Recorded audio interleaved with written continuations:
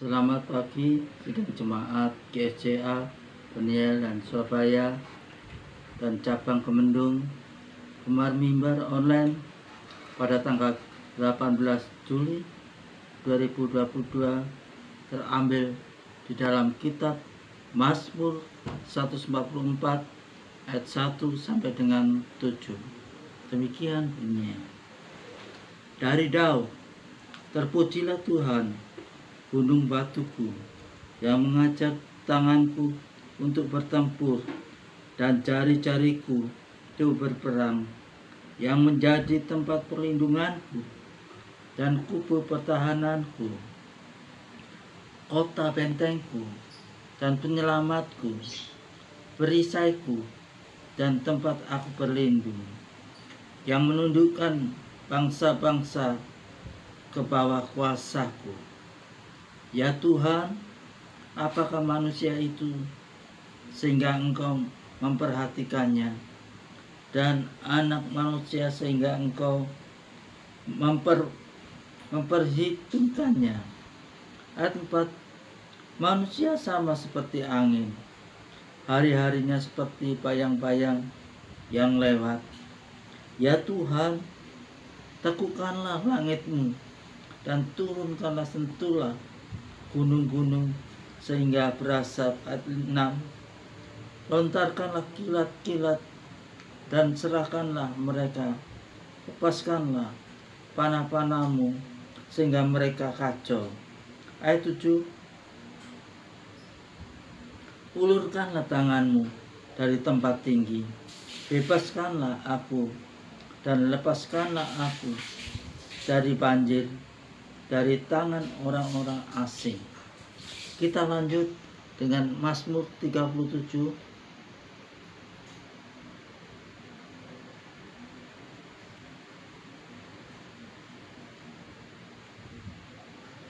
ayat 5 sampai 9. Dikatakan demikian. Serahkanlah hidupmu kepada Tuhan dan percayalah kepadanya, dan Ia akan bertindak. Ia akan memunculkan kebenaran-Mu seperti terang dan hak-Mu seperti siang. Berdiam dirilah di hadapan Tuhan dan nantikanlah Dia. Jangan marah karena orang-orang yang berhasil dalam hidupnya, karena orang-orang yang melakukan tipu daya. Ayat 8, berhentilah marah dan tinggalkanlah panas hati itu. Jangan marah, itu hanya membawa kepada kejahatan. Bapak, Ibu, dan saudaraku yang dikasihi oleh Tuhan,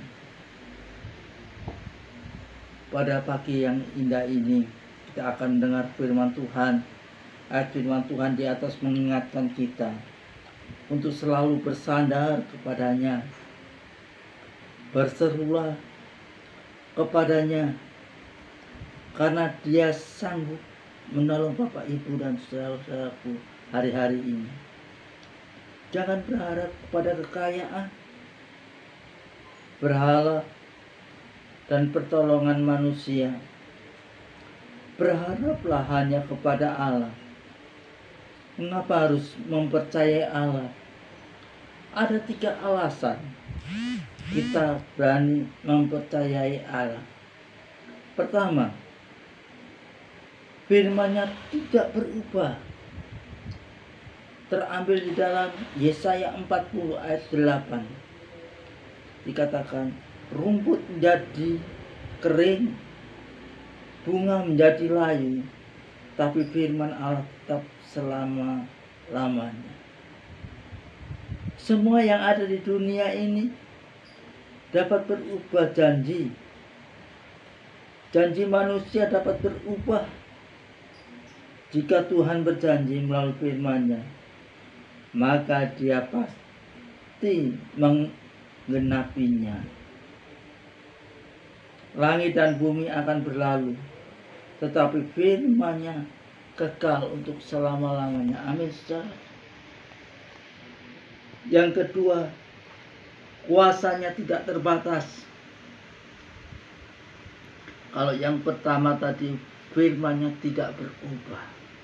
Yang kedua adalah kuasanya tidak terbatas. Yesaya 40 ayat 12 dikatakan, siapakah yang menukar air laut dengan lekuk tangannya dan mengukur langit dengan jengkal menyukat debu tanah, dengan takaran menimbang gunung-gunung, dengan dangsing atau bukit-bukit dengan deraja.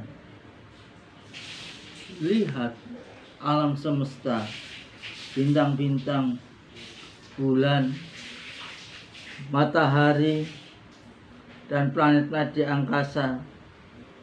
Semuanya dapat diukur dengan sejengkal tangannya. Allah kita adalah Allah yang maha besar dan maha kuasa. Melalui kita berdoa, kita akan menerima kuasanya. Kuasa Allah. Di manakah kita berdoa? Kita dapat berdoa kepada Tuhan dimanapun kita berada. Amin. Sesungguhnya dimanapun kita berdoa, tempat tidaklah menjadi persoalan asal kita dapat berkomunikasi dengan Tuhan. Melalui kita berdoa, kuasa Allah dinyatakan dalam setiap kehidupan kita. Amin. Yang ketiga, saudaraku, hikmat-Nya tidak tertandingi. Yesaya 40 ayat 13 mengatakan, siapakah yang dapat mengatur roh Tuhan atau memberi petunjuk kepadanya sebagai penasehat? Semua orang memerlukan penasehat.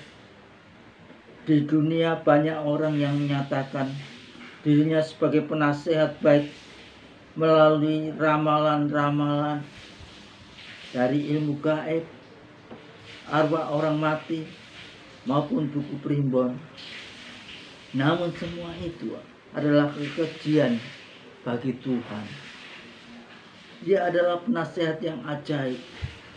Seperti Daniel mendapat hikmat dan roh Allah dapat menyingkapkan hal yang tersembunyi. Apa yang perlu kita perhatikan hari-hari ini? Mengapa orang Kristen sering gagal berharap kepada Allah? Karena ia khawatir dan tidak percaya. Padahal Allah yang kita percayai adalah Allah yang berjanji. Dia maha kuasa dan dia adalah penasehat yang ajaib bagi kita. Amin. Mulai sekarang, percayalah sepenuhnya dan berharaplah serta bergantung hanya kepada Dia. Jika kita sudah mulai melakukannya, maka kita akan berhasil dan berbahagia.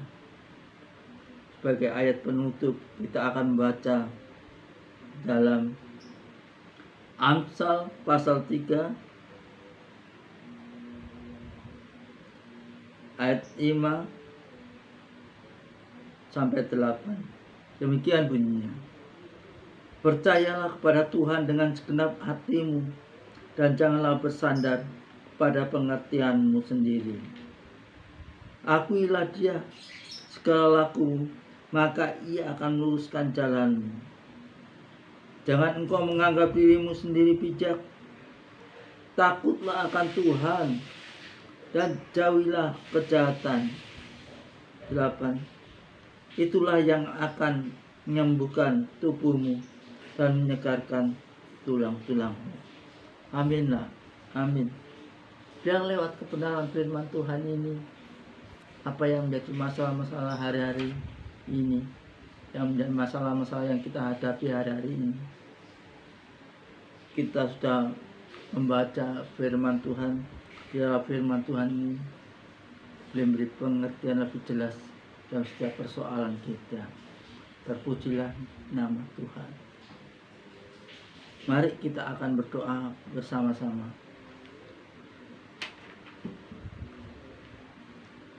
Tuhan, kami bersyukur Engkau Allah yang setia, Allah yang selalu paham dalam kehidupan umat-Mu.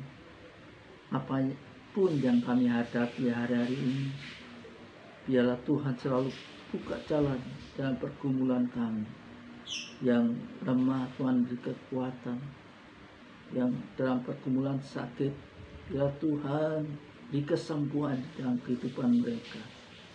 Yang menghadapi jalan buntu, Tuhan selalu buka jalan. Kami menyerahkan seluruh jemaat-Mu dimanapun mereka berada. Biarlah Tuhan melawat, memulihkan kehidupan mereka. Terpujilah nama-Mu Tuhan. Kami serahkan setiap para hamba Tuhan yang melayani dimanapun mereka berada.